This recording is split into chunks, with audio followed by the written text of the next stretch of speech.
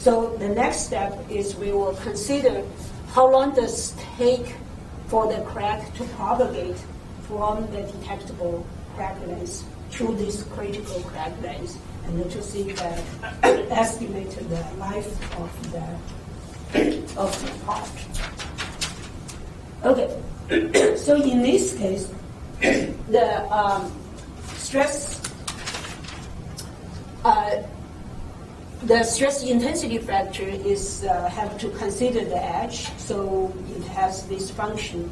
So what that means is we cannot solve this by analog or just by analytically. So we could do cycle by cycle, like the example we did last time using the Excel. But for class teaching purpose, I'm going to use approximation. So basically, we would divide from A0 to AC. We divide into 3 sections, and then we take the average K1 for each section, and then calculate how long does that take. So so this is a case study.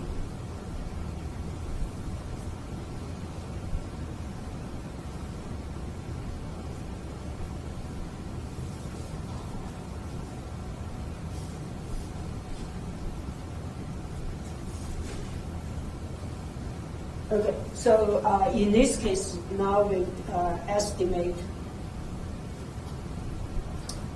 fatigue life.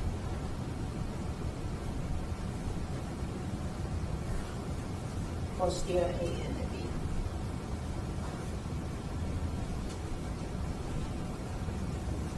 To do that, we will, the first step is divide, so we know that dA over dN of crack propagation behavior, the Paris law is equal to C times delta K to the power of N. Do I have the number over here?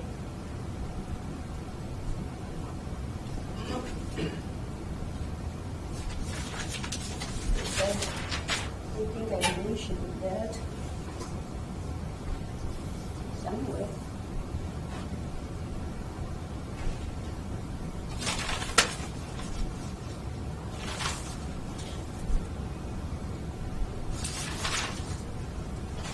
So I don't have my old notes over here. Okay, so let's leave it here for now. We should move C and the N. I don't think it's on my notes over there.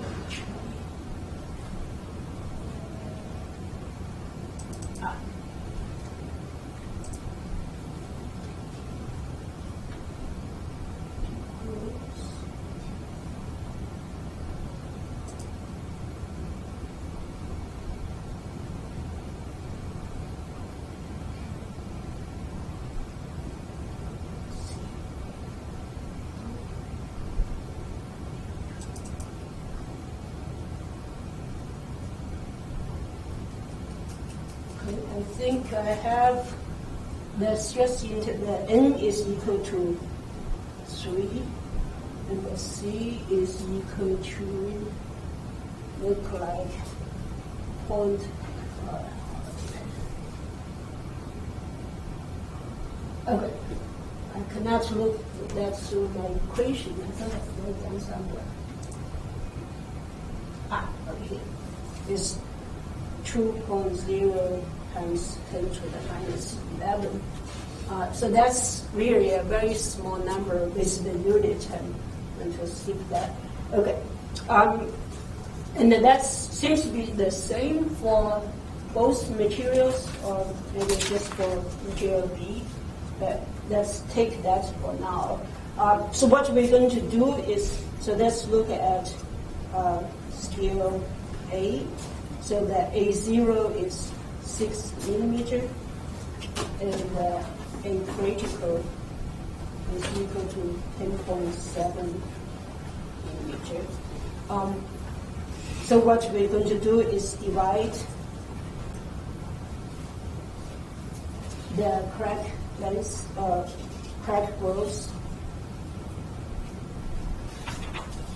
into 3 periods. So basically, it's from A0 to A1, A1 to A2, and A2 to AC. And so, of course, how you divide that is up to you, but we'll just make it simple. We're just going to divide this. So we have A1 will be equal to A0 plus AC minus A0 over 3. So you plug in the number, you get 7.6 millimeter, and A2 is equal to A0 plus 2 times. And that gives you 9.13 millimeter. So what we will do is then we will calculate the K average for this period. So that let's do for period number 1, which is A0, for the crack to propagate from A0 to A1. And so what we can do is plug in the numbers to calculate delta K. So delta K of A0 equals delta P times T. And we had the sigma R, the residual stress. Does that come into this equation here? So this is delta sigma, right? Does the PR get into here? You can be cancelled out. You can be cancelled out. It will be cancelled out because PR doesn't change, right? The residual stress will stay the same, so that does not contribute to crack to fatigue. So the only variation is delta P over here.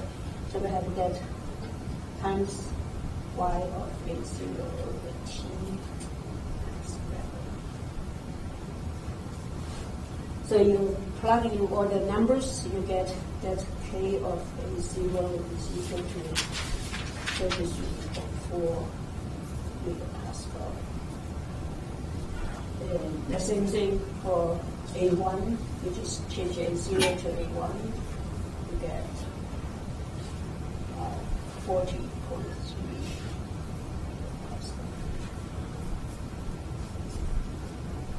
So to calculate the fatigue period for this, we just take the average for that, will be delta K of A0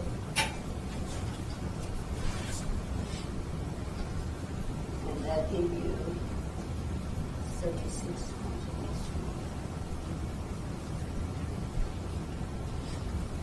Okay. Then from that, of course, then we can calculate how long it will take.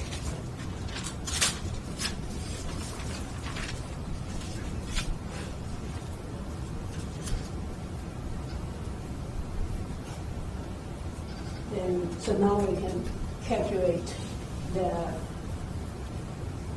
how many cycles it takes the crack to propagate from A0 to A1, use the average delta K over here. So that will be equal to C times.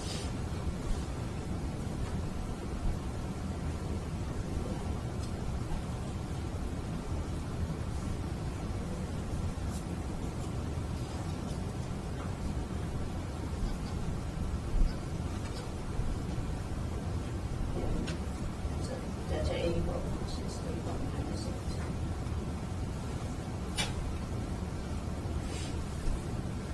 Okay, so now for that, now you can plug in all the numbers. Then you get delta N of 1. For the first period is 6,000.4 cycles. Okay.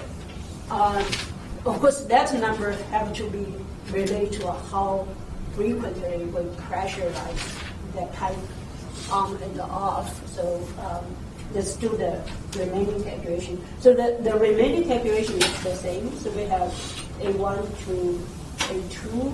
We got delta Ka1, we already know, is 14.3 megapascal. And delta Ka2 is equal to 47.6 megapascal. And so your average for the second period is 43.9 megapascal.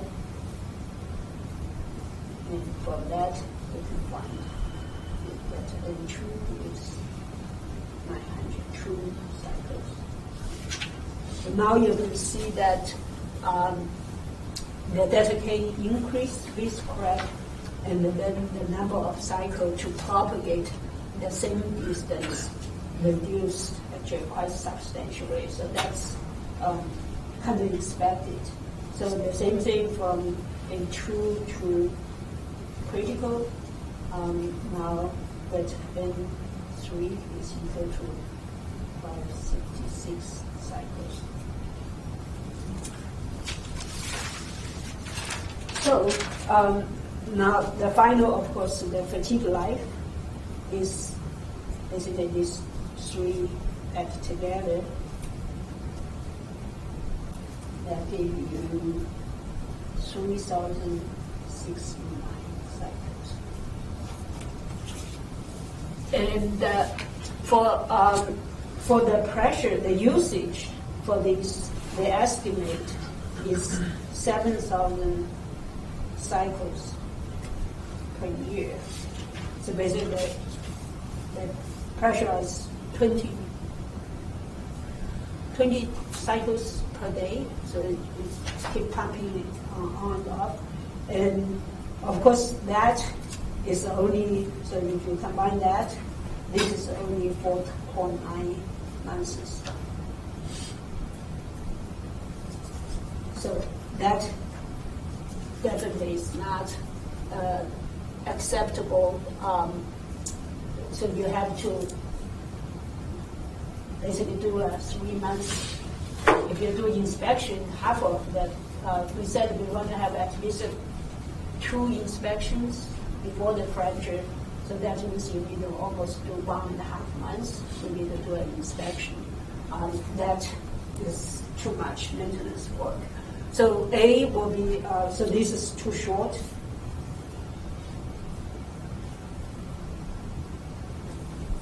It's not acceptable.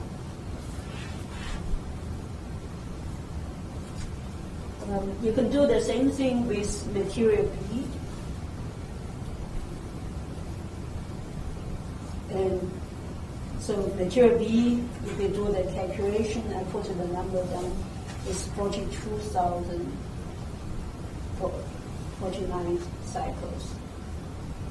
And then that gave you 5.6 years. So that's somewhat more reasonable. So probably that will be acceptable. If this want to extend it to 7 years, for example, you can increase the thickness of the pipe, or you can have somehow do the periodical inspection, and you can fix the crack that way. So that's more acceptable. So the idea, so basically this example shows that you can have to, you cannot design based on static analysis alone in this case. You have to take the crack, the propagation, and also the minimum detectable crack length into consideration. So in this case, even though the initial calculation shows that material B will be lighter and will also be cheaper, right? But when you do the fracture analysis, that actually is not acceptable.